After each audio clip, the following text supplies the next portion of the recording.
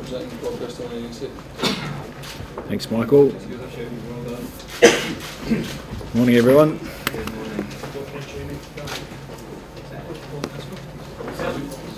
Just get started there. A lot about the squad that you selected. I guess Philip Nell missing out is probably the one that immediately leaps out to us.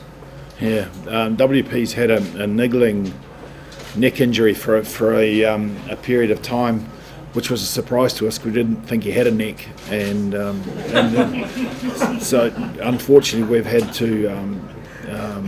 He won't be able to make. Hopefully he'll recover well for Six Nations. Alistair Dickinson does make it, so he hasn't been in action since the summer. How confident are you that he's going to be up to full speed for these? No, he's been followed closely by the medical staff, by both at Edinburgh and with national team. So he's progressing well. Had a slight setback with a calf niggle as well. We're hoping he'll be available, hoping he'll get game time. If not the first game, perhaps the second game in. So we're following it. It's going to be fine, a fine line. And as you can see, Alan Dell has made the group. So if he can't make the first game, we've got somebody who's playing well to take his place. There have been some question marks over English-based players as a result of insurance payments. Can you explain a little bit about how that may have affected the run-up to naming this squad? The PRL, you're talking about that. Look, I am. It's an executive issue, and they're taking care of it. I mean, Mark Dodson's dealing with that at the moment, so I'm not quite sure what the agenda is or where it's going to head to at the moment. We're anticipating players available to us, so I'll let the whole thing unfold over the next couple of days. I think we'll know a bit more. So it never affected when it came to naming players for you that were playing in the Viva Premiership? No, not at the moment. So, we'll just see how things pan out over the next few days, really, I suppose. So when you were a club manager, did you have sympathy for these kinds of issues? How frustrating is it when you're at a club and losing players and they get injured and all that kind of thing? It's a very good question because I was on the other side, and the fact of the matter is you can't deny people the opportunity to play Test match footy. I don't think you can. So even though it may be frustrating at times that you have players leaving or injured or coming back injured, international rugby is important fixtures, and it's pretty tough to try and deprive a player of that the possibility to play for his country. So look, hopefully it'll get sorted out. I'm not quite sure where it's all heading and what they're looking for, but there's smart people involved, and I'm sure it'll get sorted in the right way for everybody. I'm right to think as well, the rules in place at Article 9, it says that certain points in the calendar, the international fixtures take precedence over everything. Yes, they do. Currently that's the Reg 9, Rule 9 is the one that generally is what takes precedence. So we're just hoping it'll be status quo and the players will be available to us, and we'll get tidied up. We're talking about players here, your captain and several key players that will be vital to you that they are with you for these days. Yeah, I know, but I'm sort of hoping that common sense will prevail and everything will be fine. This is your final year essentially in the job. Have you got any emotions going into these last 12 months? Yeah, there will be, of course, but if you look at the big picture, it's not about me. It's really about Scotland rugby, and it's just to clear any confusion. I've got 8 games to go. Really looking forward to this Test series, and it kicks off with Australia, which is it's a good game to get us moving forward. We're looking at each game to try and improve. We're aware of also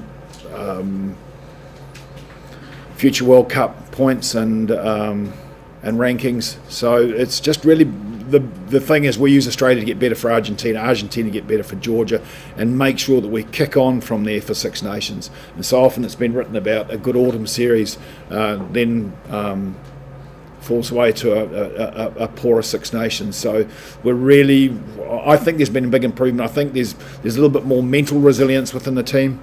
I think that showed in the 2 Test series in Japan. There's some good things coming through leadership-wise some combinations that are bedding in. So it's just make sure we keep developing and keep moving forward. So it's just not the games are constructed, they're built, and we're getting people within the group that can do that with some exciting players. If you look at someone like Magnus Bradbury, who's coming through, he's been invited to train with us. I think that's exciting for Scotland Rugby. I think Alan Dell's been there and invited to train with us 2 years ago. He's back and he's getting some good performances, and his stats are backing that up.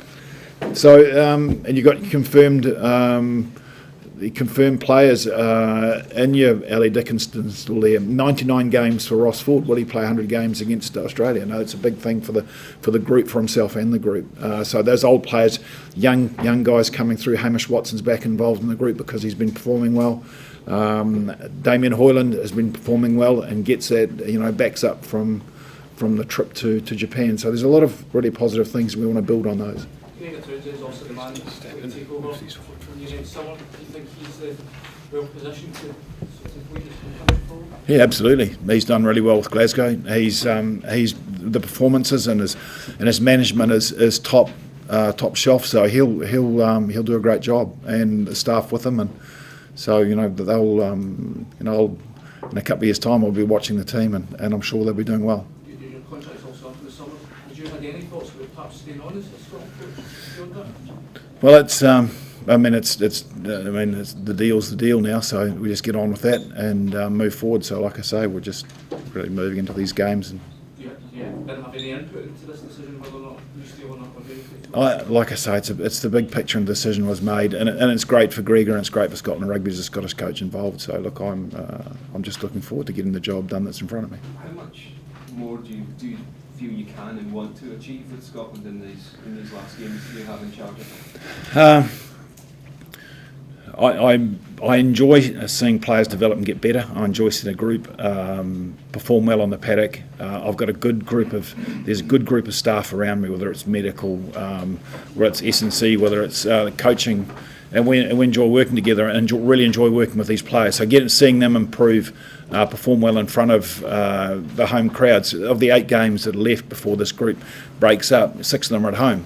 So it's a great opportunity to be able to perform well and as I say, look at the performance, understand what was good, what wasn't, and try and move forward and try and become more consistent on the field and get consistent results. How do you balance what you want to still achieve with the team with knowing what happens next for you after you leave this job? And how difficult is it to keep full concentration on Scotland, so knowing that you're going to have to kind of write the next chapter when it comes the summer? Yeah, that's something that sat down and obviously thought about, but it's very simple because I really enjoy what I do and I really enjoy working with this group. So I've got 8 games that I'm going to make the most of, and with the guys I'm working with, and then it's just the way it is. The first rule in life is everything changes. Well, it changes later on. So and then everyone will move to that. But at the moment, we're fully focused and really excited about what's happening in front of us. I know a year is a long time, a lot can happen between now and when you go, but do you get a sense of the kind of legacy that you're leaving, a sense of where Scotland were when you came in as opposed to where we are now? You get your head over the steering and you pedal like anything said, and sometimes later on perhaps you'll sit back and reflect on things, but at the moment there's the games in front of you, so you're fully focused on them and trying to do as best you can. There's more than just the games. There's family and friends as well, and a lot of people that we've made a lot of friends here. But the rugby will change. It's a job. It'll move, but we'll still keep our friends and have the very fond memories of Scotland. But we're not there yet. Like I say, we're November and we're going into a 3-game series, and we want to do well and kick on from there to Six Nations. Is there anyone who's not on the list who you feel sorry for, anyone who's been kind of unlucky or hard done by? Well, I think probably you look at Matt Scott. He'd feel that it's a tough call, but we've spoken to him and he accepts that he's got work to do especially around his defence, and he'll be working hard at it. I'm sure we'll need him again at some stage, so it gives him something to work on. And he's a driven character, and I'm sure that he'll try and improve in those areas to help the team if he joins it again. And he's very good attack, and he's got some work to do there. So he's got something in front of him. When the decision was made for you to leave next summer, were you disappointed with that decision? Holistically, you can see. I understand. Competitively, you, as a competitor, you're always disappointed if you're doing something and you want to go somewhere and you've got objectives in mind. I mean, naturally, but that's the deal and that's done. We just move on now. So. Does that suggest that you're leaving on the SRU's terms rather than your terms then? Look, I think that the decision was made to put Gregor in place. I think it's a good decision. And the executives made that decision, and like I say, I respect it and just move on. Do you think there'll be any difficulties for the year ahead with Gregor being the coach of Glasgow Warriors? They're obviously pivotal in terms of supplying players to the national team when you're still in post as a coach and he's going to be taking over your job next summer.